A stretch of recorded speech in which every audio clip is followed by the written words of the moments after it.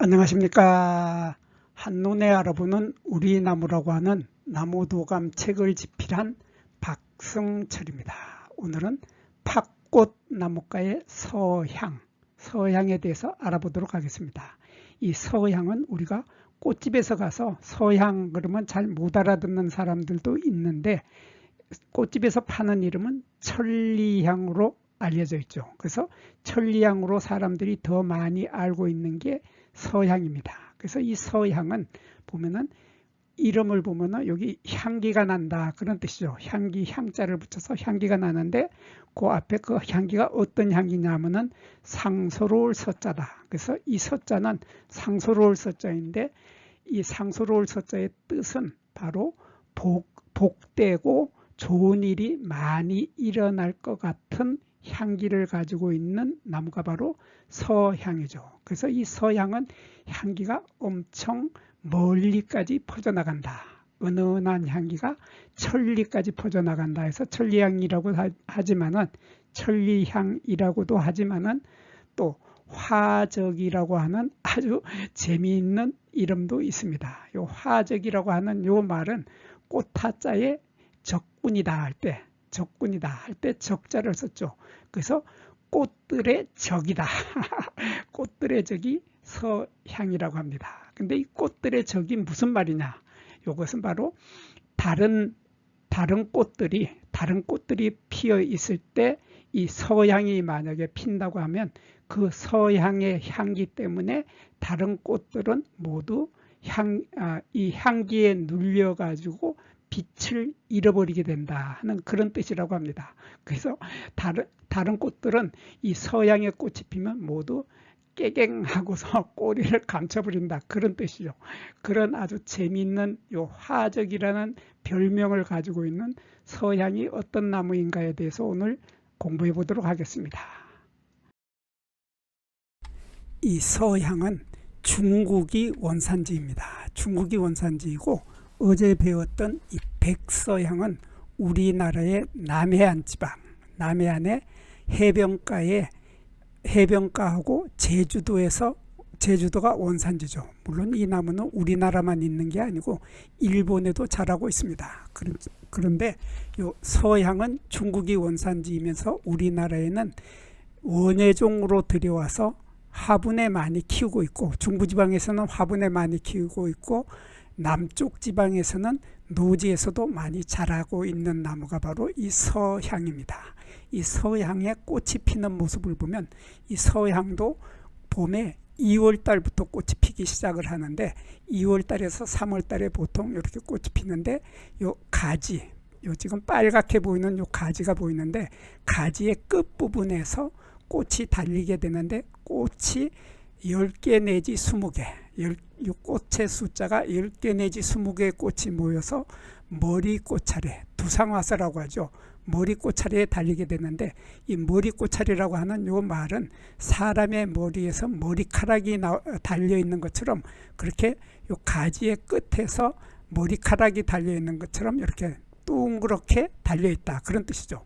둥글게 달려있는 그러한 머리꽃차례에 2월달에서 3월달에 꽃이 달리게 되는데, 꽃이 달리는 모습을 보면 이렇게 여기에서 머리 모양으로, 머리카락 모양으로 이렇게 달리는데, 여기에 짧은 꽃자루가 있죠. 짧은 꽃자루가 있는데, 이 꽃자루를 우리들은 한자로 소화경이라고 하고, 우리말로는 작은 꽃자루라고 합니다. 이런 작은 꽃자루 끝에 이렇게 꽃이 달리는데, 그 아래에 보면 초록색의 이런 뭐가 보이죠. 뭐가 보이는데, 이러한 것을 한자로 포라고 합니다. 포라고 하고, 요 초록색의 이것을 포라고 하고, 우리말로는 꽃사계라고 하는데, 이러한 꽃사계가 요 작은 꽃자루를 덮고 있어서 작은 꽃자루들이 잘 보이지 않는 상태인데, 이 꽃을 자세히 보면은 이렇게 꽃잎이 없습니다. 이 꽃은 서향들은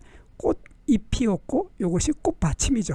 이것이 꽃받침이고, 꽃받침의 여기에서 여기까지를 꽃받침 통이라고 하고, 여기를 꽃받침 갈래 조각이라고 합니다. 그래서 여기에서 여기까지 꽃받침 통이고, 이렇게 갈래 조각이 갈라져서 꽃받침 통이 끝부분에 꽃받침통의 끝부분에서 네 갈래로 이렇게 갈라지면서 꽃이 피게 되는데 이러한 네 갈래로 갈라진 것을 꽃받침 갈래 조각이라고 합니다. 갈래 조각이 이렇게 넷으로 갈라지는데 보면은 요 속에 그러니까 꽃받침통의 속 부분은 하얀색이 많이 돌죠. 하얀색이 많이 돌고 겉에 부분은 이렇게 붉은색이 많이 들어가 있는 이러한 꽃을 피게 되는데 백서향 어제 배웠던 백서향은 서양 앞에 백자가 들어간 그 백서향은 이 붉은 부분이 없이 이 부분도 모두 다 흰색이죠. 흰색인데 반해서 중국이 원산지인 이 서향은 요 색깔이 여기 부분이 꽃받침통의 바깥 부분이 붉은색이다 하는 이런 특징을 가지고 있고 안쪽에는 꽃받침통의 안쪽에는 흰색이다 하는 이러한 차이점을 가지고 있습니다. 그리고 요 수술은 요 보면은 어제 배웠던 백서향하고 똑같은 형태를 하고 있는데 이렇게 보면 여기에 짧은 수술대가 보이고 수술대 끝에 갈색의 꽃밥이 달립니다. 갈색의 꽃밥이 달리고 그 위에 또 다시 이렇게 짧은 수술대가 있고 그 수술대 끝에 꽃밥이 달리는데 요 꽃받침통 아까 말했던 요 꽃받침통 여기에 요 꽃받침통의 수술대가 여기에서 붙어 있는 거죠. 이렇게 붙어서 요 꽃받침통 아래쪽에는 4개의 수술대가 있고 위쪽에도 4개의 수술대가 있어서 전체적으로 8개의 수술이 아래에 한 줄로 배열이 되고 또 위에 한 줄로 배열이 돼서 2줄로 배열이 된다 하는 특징을 가지고 있고 암술은 보면은 여기 암술머리는 하얀색입니다. 흰색이고 아래쪽에 초록색 부분은 씨방 부분이고 암술대는 여기 거의 보이지를 않을 만큼 암술대는 짧으면서 바로 암술머리가 나타났는데 이 암술머리는 털이 많이 있습니다. 털이 많이 있어서 이렇게 보면은 요 씨방 부분이 초록색인데 씨방 부분의 위쪽에 여기 하얀색이 약간 보이는 것이 요걸 암술대라고 해야 되겠죠. 그리고 그 암술대 위에 암술머리에는 털이 흰색 털이 아주 촘촘하게 흰색 털이 많이 있다 하는 이런 특징을 가지고 있는 것이 바로 서향입니다. 그리고 이 서향의 잎을 보면 잎은 이렇게 도피침형 곡굴 바속골이라고 했죠. 곡굴 바속골의 이러한 형태인데 이 곡굴 바속골의 요 도피침형의 잎은 앞뒷면에 털이 없습니다. 털이 없어서 뒷면에도 털이 없고 표면에도 털이 없기 때문에 털이 없는 잎들은 반짝반짝 윤이 나죠. 반짝반짝 윤이 나고 광택이 있어서 잎이 참 아름답습니다. 아름다운데 이 잎은 두께가 두껍죠.